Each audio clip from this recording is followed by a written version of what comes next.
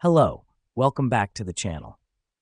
Today we're diving right into a critical process in ASANA, inviting guests to your projects. Our first step is to navigate to the ASANA project where you want to invite your guests. The reason we do this is because ASANA allows you to invite guests to specific projects, keeping them focused on their designated tasks. Once there, you'll want to click on the Share button located at the top right corner of your screen. Now, this button exists to help you manage all your project collaborators, including members and guests. After clicking Share, select Invite.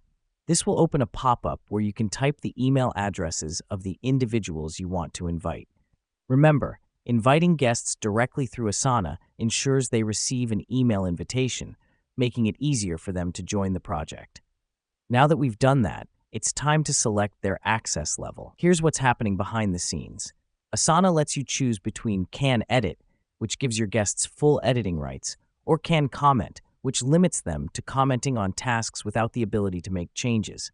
This helps us because it provides control over what our guests can do within the project.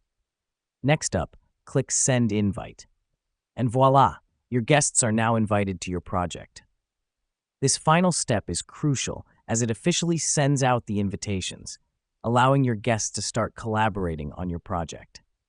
In summary, inviting guests to your projects on ASANA is a straightforward process of navigating to the project, clicking Share, inviting your guests, selecting their access level, and sending the invite.